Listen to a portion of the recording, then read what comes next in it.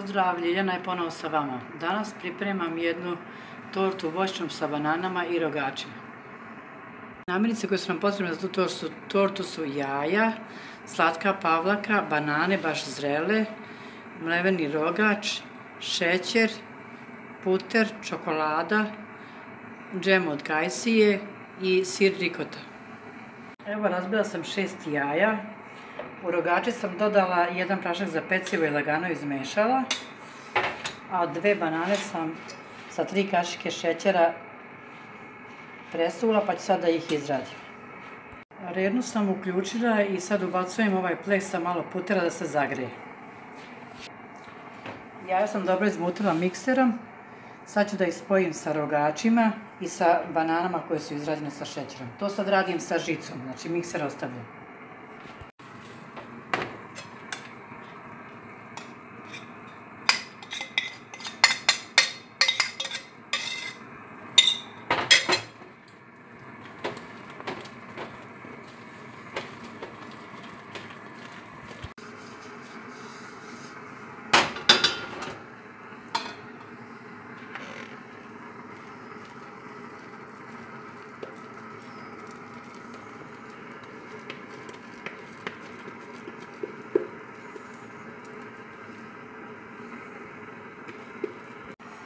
Stavili smo koru da se upreh i ubacujemo rernu koja je zagrijana na 200 stepeni.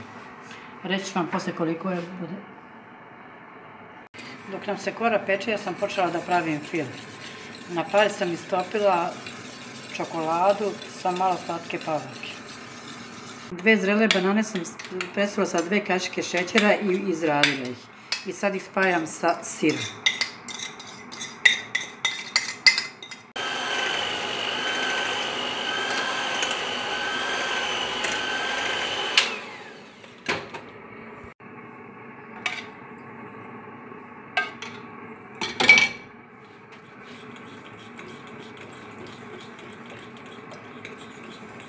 Koricu smo izvadili da vidimo da li je pečena. Jeste, ništa ne ostaje na čačkalici. Samo da osjetite taj divan miris. Odlično.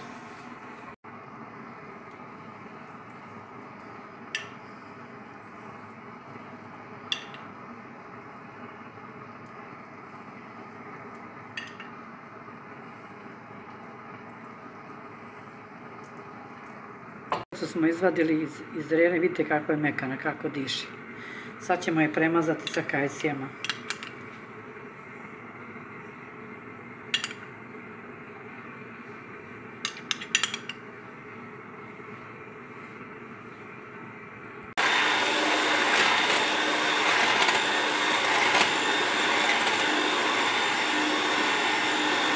Slatku pavlaku mutimo, samo moramo da pazimo da je ne umutimo previše. Evo vidite, već počinje da se zgušnjava, sad ćemo prestati i ubaciti ostatak fila.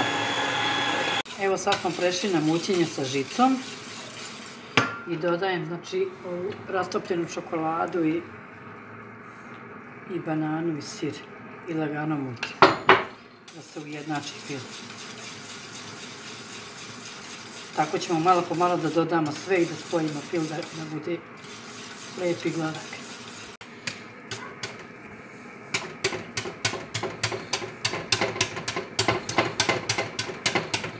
Evo, naša kora se ohladila, znači mora dobro da se ohladi.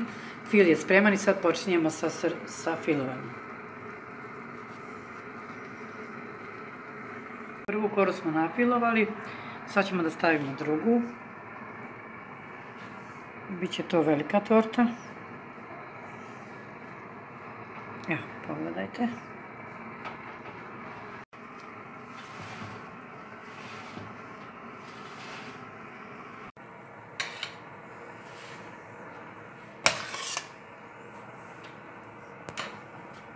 Ostavila sam malo rogača, pa ću sad malo sa njim da ukrasimo odozgo. I onda tortu ostavljamo do sutra, znači minimum 10 sati da ostoji. I onda je sečemo i pokazujemo. Vidimo se. Ova torta je odležala, sad ćemo da je sečemo. Znači, bila je u frižideru 12 sati.